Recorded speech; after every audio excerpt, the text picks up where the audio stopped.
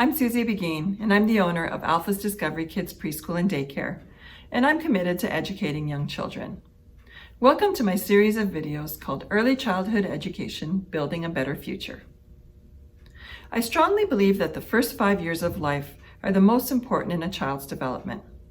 Here at Alpha's Discovery Kids, we've developed a unique curriculum called the 4 Pillars of Learning, and we believe it provides children with a foundation for overall well-being and a holistic approach to learning.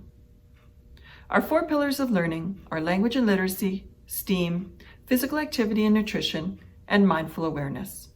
In today's video, I'm going to be talking about our STEAM program, which is our second pillar of learning. STEAM is an acronym that stands for Science, Technology, Engineering, Art, and Math. And today I'm going to be focusing on the M for math.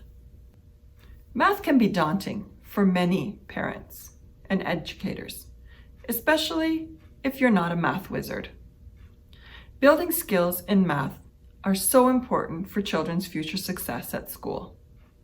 Starting in the early years is critical, and math can be fun. Math plays a major role in a child's development and helps children make sense of the world around them. Children between the ages of 1 to 5 years old are beginning to explore patterns, shapes, compare sizes, and count objects. Building numeracy skills is one of the first things you'll want to do with your child. Many children learn to count from 1 to 10 by the age of 3 years old. There are so many opportunities to count with children daily. You can count cars on the road, you can count plates at the table, you can even count blocks in a tower. The key is to incorporate counting with everyday objects in a hands-on way so that it makes sense to the child and they can visually see the objects being counted.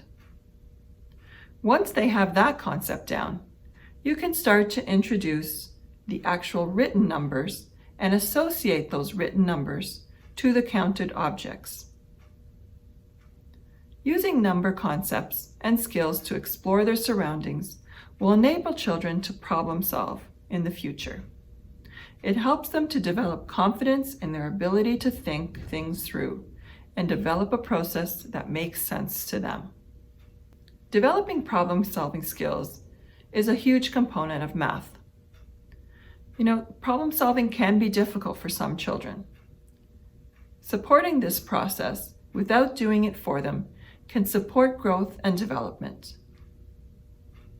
Many times, we want to help children to solve problems instead of letting them solve problems for themselves. So it's important to assist, but not to solve the problem for them. Allowing children to solve problems on their own allows them to feel a sense of accomplishment, and it also builds on their confidence. You can help children to create connections to discover various relationships, such as characteristics, sizes, colors, and shapes. So as you can see, building math skills also builds problem-solving skills, which are essential to everyday life. Measurement is another component of math and include ordering and comparing objects to figure out time, weight, length, and graphing. I love to use measurement to teach math concepts. So here's a simple activity you can do with your child that's going to incorporate many of the different things I've talked about, including numeracy, problem-solving skills, and measurement. It's one of my favorite activities to do with young children. So what you're going to do is take out a measuring tape and measure your hand, and then use the same measuring tape to measure your child's hand. You can compare your child's hand against your hand and look at the number on the measuring tape. Compare the two numbers, which one is bigger, which one is smaller. You can compare your size, put your hand up to your child's hand, and compare which hand is bigger and which hand is smaller. Doing this activity will help your child to understand bigger numbers and smaller numbers. You can also count the numbers on the measuring tape, which builds on numeracy skills and counting. You can continue this activity using other body parts, such as your feet, your legs, your arms, up to your whole self. It's a great way to teach numeracy and comparison of numbers. And it's a concrete way to teach math to your children. Classification is another math concept, which you can turn into a fun game, allowing children to classify various items. You can provide them with a blue, red, and black basket, then lay out multiple objects in those same colors and ask the children to sort and classify those items by matching the colors against the baskets. You can do this with many different things.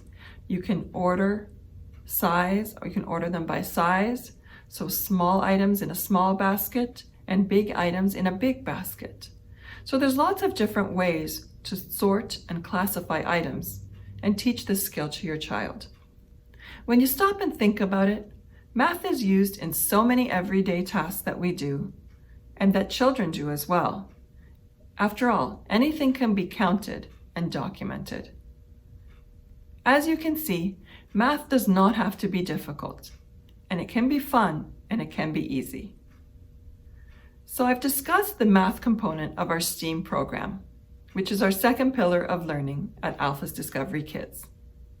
I hope I've been able to give you some ideas on ways in which you can incorporate math and STEAM into learning at home. Thanks so much for watching. If you have any questions, please feel free to contact us on our website at www.alphasdiscoveryclub.com. You can contact us through our contact page on our website. Thanks so much for watching, and keep learning with your child at home. Have a great day.